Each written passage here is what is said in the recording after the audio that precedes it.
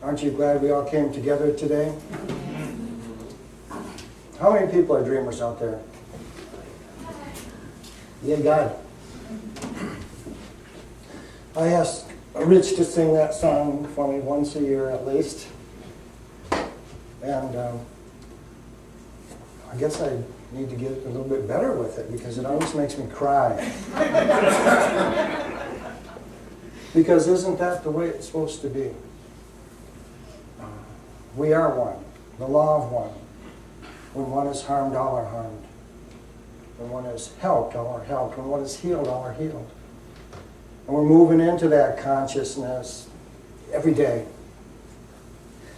And we're so glad you join us at InnerQuest because that's the world that we want to usher in and support. We know it's a reality. And all we have to do is dream it in. So thank you, Rich. That was beautiful. Our random reading from the Divine Mind, keep on keeping on. That's a pretty clear directive for us all. Keep on being aware of our higher self as we move through our daily life. Because sometimes we are tugged and cajoled, maybe even to go into that worldly way.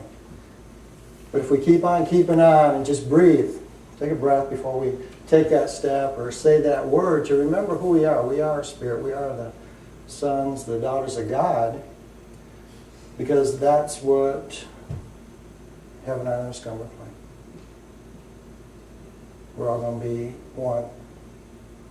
And we're all going to love each other, and we're going to all help each other, support each other. And I'm ready. So, thank you, Dick, for your male choice there, too. And this has been a real busy week for us, or a busy month. We've been going over the parables, which are parable, an earthly story with a spiritual meaning. You all knew that, didn't you? We've been every week we're going over that. And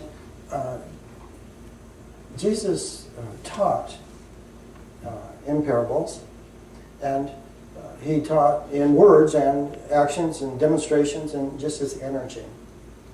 But the purpose was to move mankind in consciousness.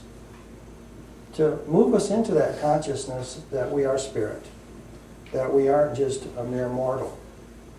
And so when you listen to the parables, and at the time they were stories that the people at the time could relate to, and so they were relating to it on one level, but he was constantly dropping and planting seeds into people's consciousness to begin to quicken them so that they would begin to lift into a higher awareness of who they really are, and then to begin to live that way.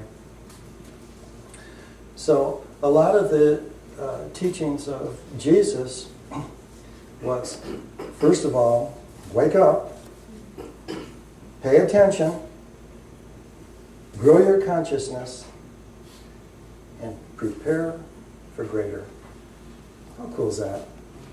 Isn't that a great lesson for us? And it's real simple. Wake up. Be prepared.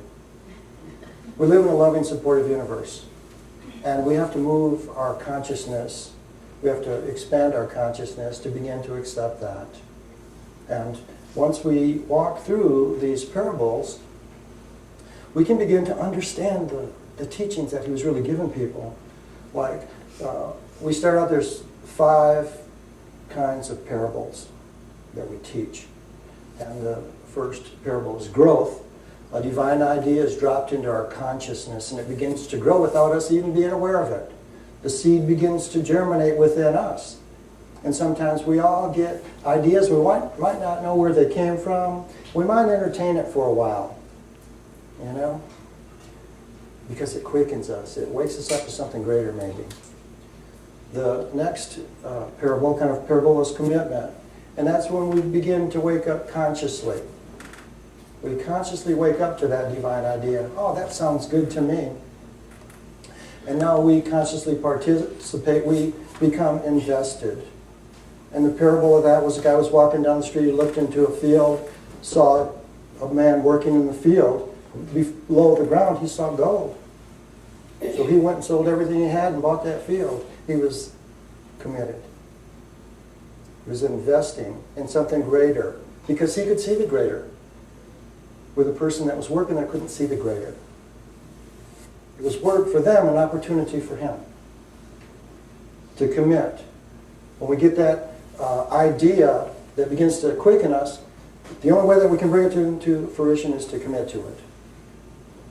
And then as we begin to expand our consciousness, we begin to become aware of the different levels of consciousness in which we live and move and have our being. Everyone is at their own level of consciousness. And through that awareness, we can begin to not judge people. We begin to accept people. And we can even begin to forgive them.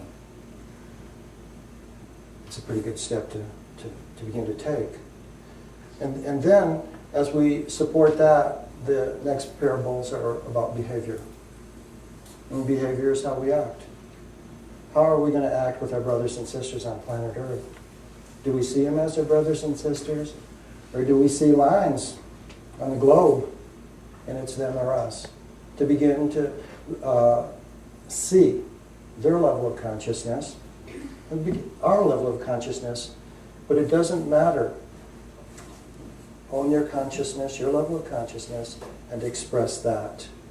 And in the process, we create a kinder, gentler world in which the Christ is welcomed.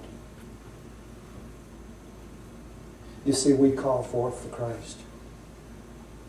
We have to welcome the Christ into our hearts. We have to welcome the Christ onto our planet. So we have to prepare that space. And then the last parable is the parable of preparation. And it's preparing the vehicle, our body, the vehicle to house spirit. You see? Spirit over matter. So the different parables are to support us in our growth, our expansion, and then our manifestation. And so it's just a wonderful tool, pattern for us to follow, very simply. Today I'm going to talk about some parables of preparation. And they're in chapter 158 in the Aquarian Gospel. And this is right at the end of Jesus' walk. And he's been talking with his disciples, and telling them the secrets of the universe. He said it was the things that he was teaching with them, he couldn't even speak out loud. And the heavens are quiet. And then he taught them how they were supposed to teach the people that followed them. And so then he tells them a parable. A man went to a distant land and left his house and all his wealth in care of servants, 5 to guard the house and 5 to guard the barn. The servants waited long for the master to return, and they grew restless and careless in their work. Some spent their time in revelings and drunkenness, and some slept at their post. And by night robbers came and carried away the wealth of the man. And during different parts of the day, people came in and stole the livestock. And the 10 men that were left to guard the master's wealth started looking around and goes, holy mackerel, we're being robbed. We're being robbed blind. They're stealing our wealth. They're stealing the cattle, the sheep. And so this is what they say. It's the master's fault. If he would have told us when he was coming back, we could have been ready. We would have known how long to keep it on. You see?